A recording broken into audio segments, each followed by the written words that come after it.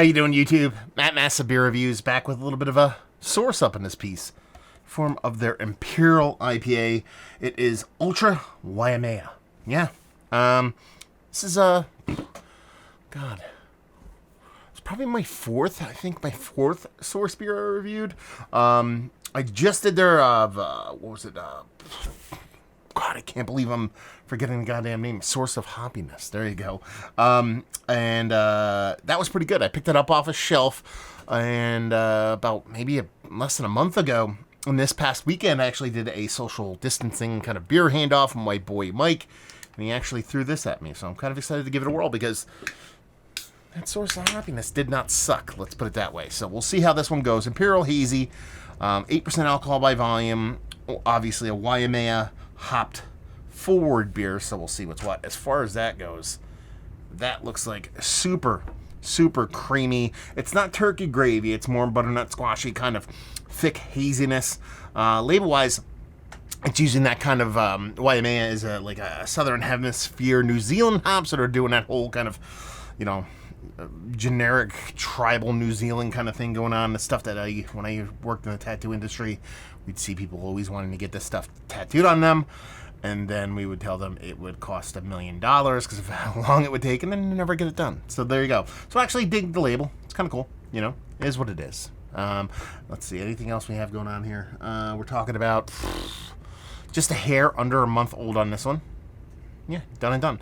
So, you know, single silo series, Ultra Waimea, so it's probably, I assume it's single hop. They don't actually call it out that way actually on the can, but that's what we assume here. So we're expecting tropical fruits and a big kind of weed component to it with that Waimea hop. So we'll see how this one comes off. So it definitely looks the part of a new school hazy.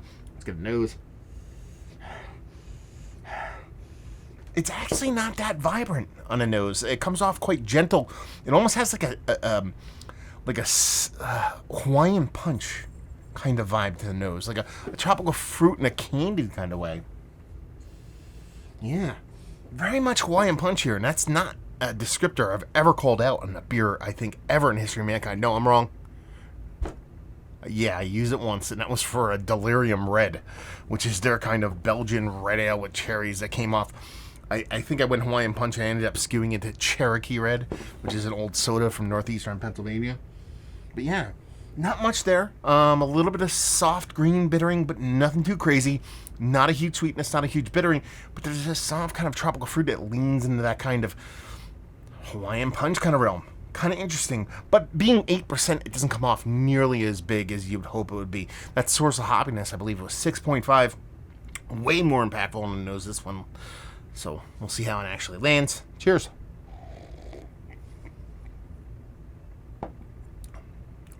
Okay, that is very nice. Ultra soft. I mean, soft is the word here.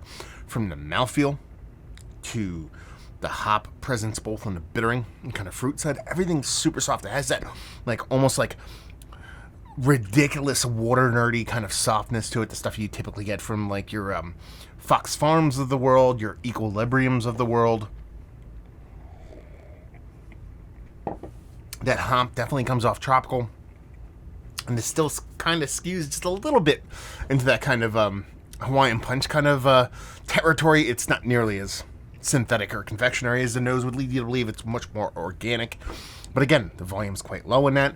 Same thing on the bittering side, or I would say more like a green danky kind of side of things. Again, the volume's quite low, especially for an 8% beer.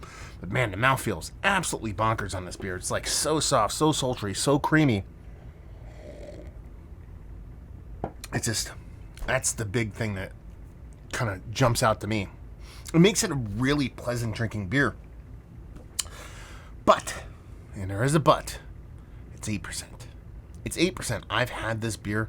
I've had this beer at 5%. I've had it at 5.5. I've had it at 6. I've had it at 6.5, 7, 7.5, and 8. But it just doesn't. It doesn't need to be this ABV level. And again, that's my hill. That's the hill I die on. That's the shit I complain about all the time. Getting to the point where probably you guys don't want to hear it. But I really do like my beers to have a certain level of impact with its ABV, because I view that as almost like a parallel trade-off when it comes to beer. Well, this is nice, and it's soft, and that mouthfeel's killer. That, actually, I should say, that in of itself probably makes it worth it for me to drink, just because the mouthfeel is so beautiful on it, and the way those kind of tropical fruits kind of come off in the beer, and that soft little greeniness is quite delicate, and it does play this really cool tune in your mouth, but it drinks way more like a 5.5%, 6% beer than 8%, and that's probably my biggest knock on it. Other than that, absolutely fantastic beer. Just don't expect the volume you really come to expect with an 8% beer. Now, that's this guy. That's me talking. I know a lot of people like their big beers to just drink super small, and that's the case on this one. So it's more of a personal preference thing, but my school of thought, my personal liking is what we talk about in this channel. I'm not talking about, I don't grade stuff. I don't talk about, unless there's an overt off flavor or oxidation or something like that. I'm not going to sit there and say this beer sucks because I don't like it. That's not the case here. I actually do like the beer. It's more of my general vibes and what I enjoy. I'd just like to see this at 6% instead of 8%.